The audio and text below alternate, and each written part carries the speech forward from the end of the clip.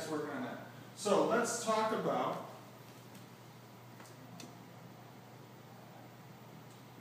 the middle part of assignment number 2, the presentation part of assignment number 2. That has 2 purposes. I'll be frank with you. One of the purposes of you doing a PowerPoint presentation in assignment number 2 is to demonstrate your understanding of the system development lifecycle. The PowerPoint presentation says I want you to cover all of these aspects, and there are seven pages in there. And each one of those pages just happens to have material in it that corresponds to one of the phases of the system development lifecycle. So it's kind of a way of you feeding back to me, this is my understanding of what the SDLC is. The other more realistic reason we're having to do this PowerPoint presentation is in this kind of mythical fantasy job you're doing of helping this guy transfer his personal information manager from a spreadsheet over to a database. We want you to think like a freelancer. We want you to think like a business analyst. And you're trying to get his business or her business, and you're trying to get her to give you the job of transferring her spreadsheet into an Access database. And so in that sense, this PowerPoint presentation is a pitch. It's a business request. You're going to ask for business. You're going to show them that you're the right person for the job. So let me give yourselves a second here to think about it. I'd like each one of you to think of a time in your life when you had to ask somebody for something. You had to ask somebody for something and they didn't care. They just didn't care. But they had the power, they had the money, they had whatever it is you needed. And you needed to make the pitch and get them to agree. Think about that for a second. Okay, who can tell me that story? Nathan. I was unemployed for 2 years before I decided to come back to school. Ran out of unemployment for a couple of months before then, but pretty much every time we went in for a job interview, I was asking for a job. Yeah. And no matter what, sometimes I was too qualified, sometimes not qualified enough, or sometimes in criminal history, from bar fight a few years back. So they had concerns of one sort or another. Yeah, very much. They're looking for reasons not to hire me because, of course, when you're in a recession/depression, yeah, they have an glut. It's really tough. So did you succeed? I came back to school and immediately found a part-time job there at the CRC. Cool. Very good. Now in those job interviews are a specific kind of pitch, and they're very interesting, and we'll talk more about those. But what's it typically like? Do they care about you? Well, they kind of act like, friendly, and then they ask the questions, and then they say, oh, well, we'll let you know, which usually means no. No, yeah. People have trouble saying no to people's faces. But basically, 10 out of 10, 10 agencies, they don't care. Okay. They say, oh yeah, we'll call you if something else comes up. And of course, they never do. You call them back, they go, oh yeah, nothing's come up yet. So I was surprised. I was in the same boat. I got laid off and I was looking for work. I was surprised at how many people just never even responded at all. They'd say, send me a resume or send me information. I'd send it. I'd never hear from them at all. It's just rude. I remember when I was a hiring manager, getting somebody's resume or a nice cover letter, just calling them up and saying, no, you're not right. And it's a tough call to make. It's a tough thing to tell a person, no, I'm not going to hire you. But geez, just to ignore a person? I've applied for 12 jobs here in Portland that I am all completely qualified for, and I don't know why. I haven't heard back from one of them to say not a word. Yeah. I think that's a fairly recent phenomenon. Yeah, I know of a couple people that were down to the final 3, and they didn't even pick up the phone to say they didn't get the job. Yeah. They didn't hear back from her at the final three? Wow. That's not right. Must be the IT industry. These Well, no. industries not that way. What are the- what's it? I get calls back from every job, tell me yes or no, or why. Good for you. And I apply for jobs that I know I don't have my degree for yet, they require me to, but I'm still applying, because you never know. Yep. And I get, Pacific Power, one of the biggest in the nation, and even Kiewit, the nation's largest construction company, they're worth $5 billion employee owned. And they called me up and, hey, we're really interested, but until you get your degree, we really can't do anything, so give us a call. Oh, that's good. Hired, but I get a call, he's saying, hey, give us a call when you get your degree. So this brings up one of the essential components of the pitch. The last part of the pitch is the ask for. You always ask for. Ask for the sale, ask for the job, ask for whatever it is. Some people don't ask for what they want. That's people like me. I remember my father-in-law, may he rest in peace, was really instrumental to me because he was a salesman. He was a car salesman. And that is a boot camp for sales. And I remember the time, he took me out for a beer when I was courting his daughter. And he said, right in the middle of it, when are you going to get to the ask for, kid? When are you getting to the ask for? I said, well, okay, I want to marry your daughter, and I frankly don't think it's any of your decision. But I just wanted to let you know. You want to marry your dad's wife? No, I wanted to marry my future wife's dad's daughter. Her. Sorry, I didn't make that clear. Yeah, if I had gone to my dad and asked could I marry, that would have been really strange. Yeah. My sister would have smacked me anyway, so that would be really strange. But anyway, he was really funny. He said, kid, you don't know how to ask for this. And I said, well, I'm not asking, I'm telling. And that was the start to a wonderful relationship. But anyway, you always got to have the ask for it. Typically, that's last.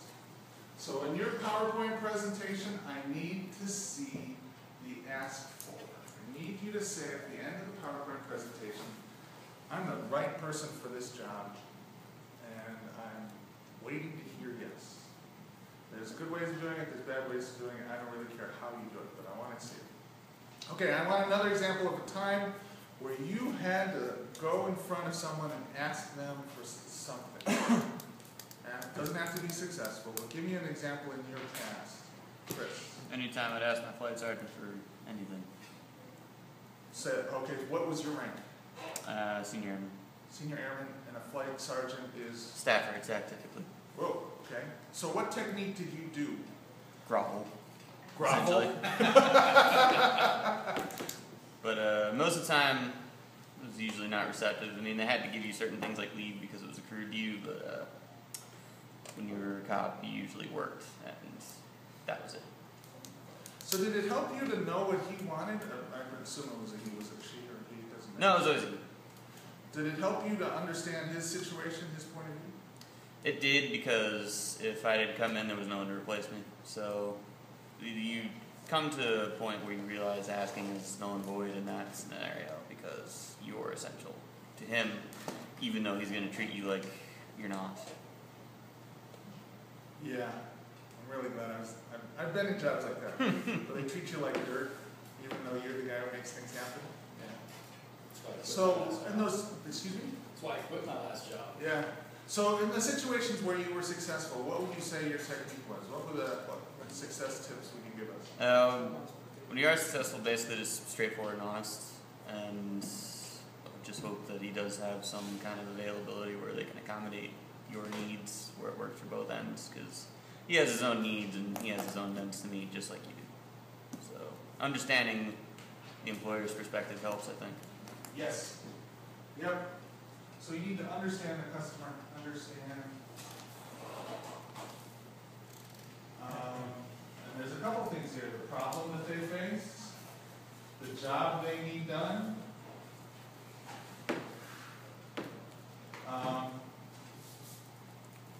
And in a pitch, you need to demonstrate that. Now,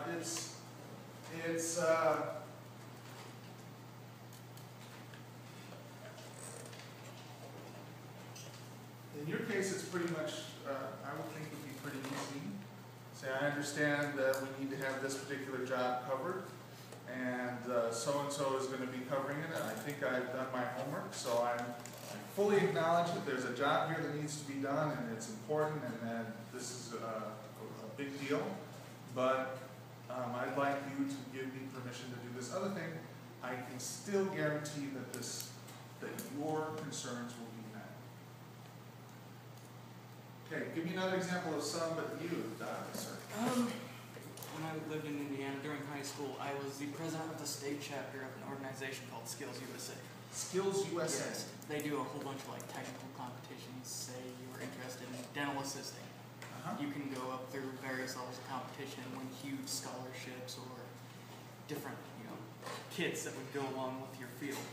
Well, being the president of the state chapter and president of my local chapter, every year you meet with different benefactors to try to get more money for the chapter because it'll pay for like everyone's airfare towards the national conference and everything.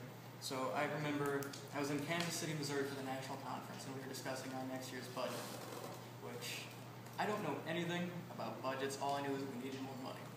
So I sat down. I sat down with my advisor at the time, and we made this huge PowerPoint presentation. And I took the approach of basically championing these companies, making them feel like they were really making a difference. And I made a video of all these kids working really hard, trying to do what they were doing, and it paid off. Yeah. Which was, it's weird, So were you pitching to those companies? Yes. And It what was a did you student-run committee. Very cool. So how did you get across to them that you were their champion? I set the video up to show the kids, everyone that was participating, how hard they were working, and how many, I even threw up the statistics, I don't really remember, but how many of those people went on to actually become professionals in that field. And a lot of these companies were relevant, like Rubbermaid, Mac Tools, and I think Black & Decker was there too. And we basically showed that by helping these people out, get them the training they need to get, maybe give more money for scholarships, give more money to help us with this program. In turn, eventually, because you helped everyone so much, people are going to remember who you are, essentially. Very cool. So you showed them the benefits for them. You did two things that I'd like to see. One is you described the benefits.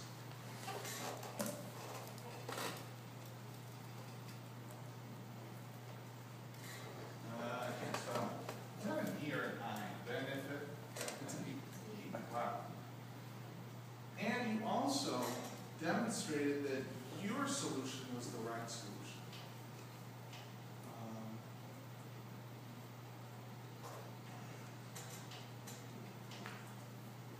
I don't know how to express that.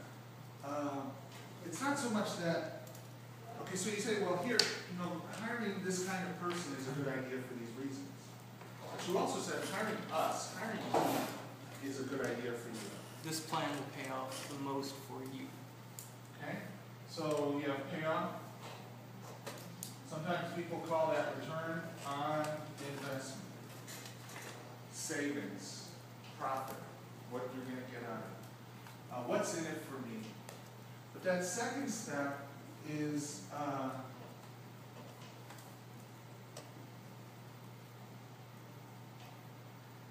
trustability. I'm sorry I'm stumbling with this. Trustability. Trustworthiness?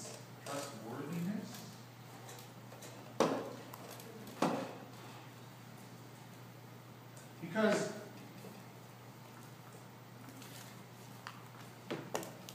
let me tell you a little story. I was working on a big IT project, and I'll fill in the blanks later. Had to get some Germans, some English people, some British people, some Italians, some Japanese people, and some Americans all to agree on something. And that's an amazing task. And I remember the Germans were just pushing back on it. They would not do it. And I remember sitting in a meeting room with the head of engineering for the German team. And I had pitched and pitched and pitched and pitched and pitched. I had gone to Germany, I understood their problem, I had talked to everybody over there. I had come up with a great thing. I had people in Germany that agreed with me that this was the right thing to do. And we were stuck here. He didn't think I could pull this off. He didn't think of any American could pull this off. Because, you know, Germans have a high opinion of their own engineering ability. Well deserved. Germany has come through this recession profitable and has done a lot of things right when many other countries on the planet have not. They make great products. So I'm sitting there across the table from this guy from Germany who is basically politely telling me he doesn't think I can find my keister with both hands and that his people are better. And I don't know what I said, I really don't know what I said, and I don't know what changed his mind, but he stopped me and he said, all right, I will do this. Do you think you can do this? And I got this chill down my spine. I literally broke out into a cold sweat. Because there's really only one answer in that moment, right? There's only one answer, and that's yes, I can do this. And there was a nanosecond of thought where I thought, can I do this? Because the way he had asked that question was like, can I do this? But I said, yes. And he said, well, then we're done. Okay, where do I sign? And I thought, but that was the main thing. You only get business because they think you can do it. There are a lot of smart people out there. There are a lot of smart people out there. A lot of people who are better funded than you. A lot of people who have done this more times than you have. And when someone decides to hand you money, they're handing you money. Nobody else. They're giving you the job. Nobody else. And so when you're pitching something to somebody, you are selling yourself just as much as anything else. Would you classify that as competency? Yes, and it's more than that. You have to be confident, or you're not in the run. You have to follow through. You have to do what you say you're going to do, or you don't get the job. There's a lot of things that show. Some people look for a certain quality of character, and I don't know how to define that. Now, in our presentation, what I'm looking for is that you can show them that, okay, because of the system development lifecycle that I talked about, that you're going to deploy the thing correctly, that you're going to test it correctly, and that you're going to support it well, so they don't have any concerns, that this will work out fine. That this is, you want to make sure that they know that you are reducing their risk. Everyone wants what they want, and they don't want any risk. So if they can trust you, then they know they don't have much risk behind it. Is PowerPoint on Elms or MS?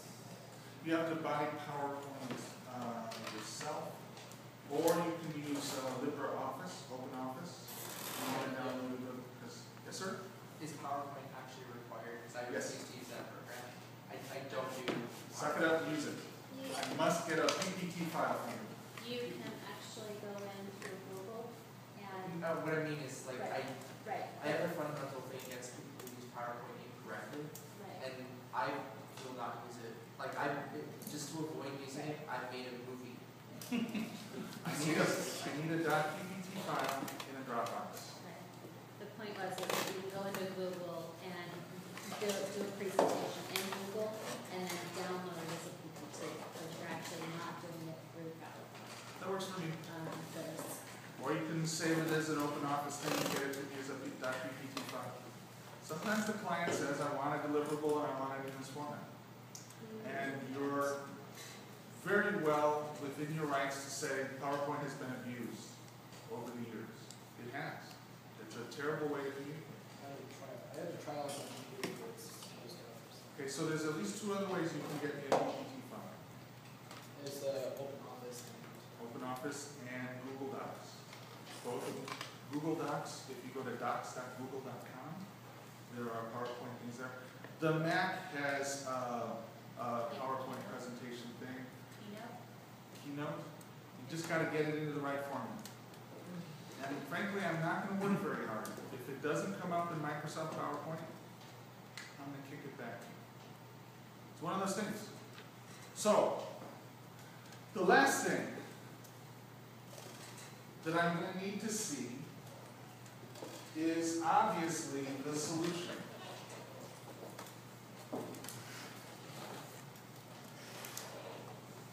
So, you need to say that this, I know what the problem is, I know what you're going through, I know what you want. Here's what I'm going to do for you. This is my solution.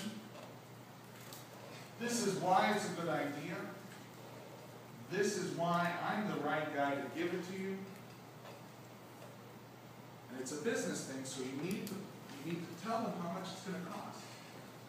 Usually they like to know that. You've got to tell them how much it's going to cost. The numbers that there's a template, there's a PowerPoint template that you can get off the web that you will get in the assignment. It's got some like everything I give you, it's got some stuff in it that's not useful. You'll have to cut it out and do something else with it. In there, the budget comes in around $5,000, and it says the PC costs $3,000. Frankly, if you guys can't find a PC for less than $3,000, you're nuts. Another thing in there is that the template says it needs to either run Windows or Mac OS or Linux or whatever. And the operating system, it's important for you to tell me what operating system you're specifying. You're specifying the system you're trying to sell to me. Okay, but you also have to specify the database engine. Most people say, I'm going to do this in Access. And frankly, for a small business, for a one-person business, doing it in Access is a fine thing. It makes sense in some weird way. I mean, leaving aside the whole idea that doing an address book in Access is killing a fly with a sledgehammer to begin with. But, all right, so you tell me you're going to do this in Access, and make sure that you specify a system that can run Access. Every year I get people who say, I'm going to build this in Access, and I'm going to give you a Macintosh. For whatever reason, and I'll leave it as an exercise to you folks, that just doesn't make sense. Now, if you say I'm going to build this as a web application and I'm going to do it in Microsoft, or I'm going to do it in MySQL, and I'm going to install a Linux box, and that's fine with me. The proposal has to hang together. The proposal has to hang together. It has to make sense. And it has to be a price that you think is reasonable. Also, don't set your own rates too low. Excuse me, I'll get right back to you. It is typical. If you say you're going to work for minimum wage, I don't trust you. If you say you're going to charge $300 an hour to put an address book in Access, I don't trust you.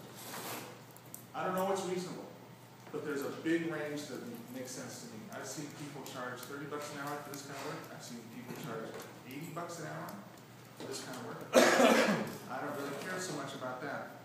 It has to pass. Has anyone heard the phrase the smell test? Has to pass the smell test. It has to make sense. Because frankly, as a business owner, I don't care. And I'm used to paying for value. I'm not going to pay too much. So, when you set the budget for this thing, make sure you set reasonable rates for your hardware and your software, or reasonable prices for your hardware and software. And set reasonable rates for yourself. You know, show yourself some self-respect. $50 an hour isn't unusual. $100 an hour is. $20 an hour is unusual. That's kind of low. Of course, in this depression, as you said, some of us will do this for food and a place in the cardboard box with you. That's another story. Okay. And then the last thing I want to make sure I see in there is the ask for. Now you have a question here. Never mind. Okay. Now,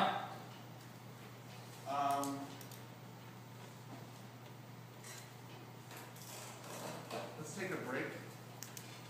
Well, actually, no, just one more thing. There's a guy named Guy Kawasaki.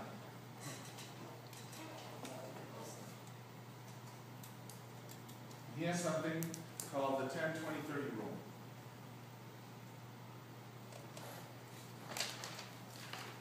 I'll throw a link in the news on the Desire to Learn, but you can look it up.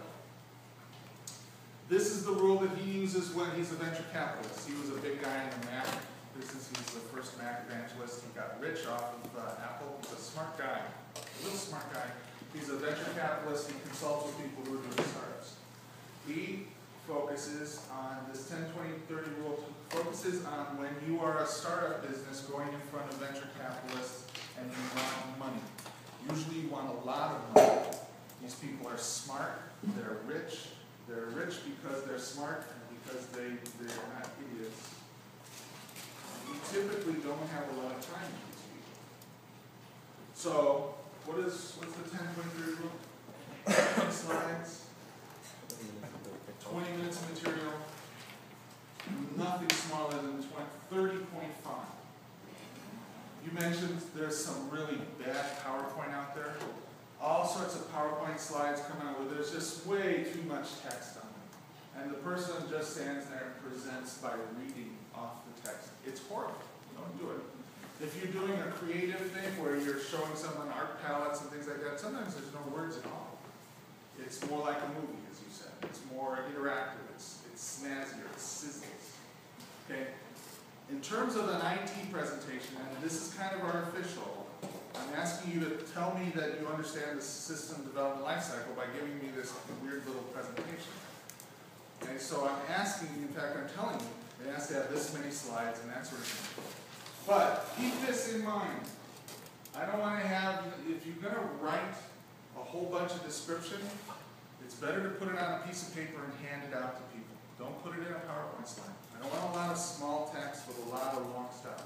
Sometimes you'll see I don't want to see more than 7 bullet points on a slide.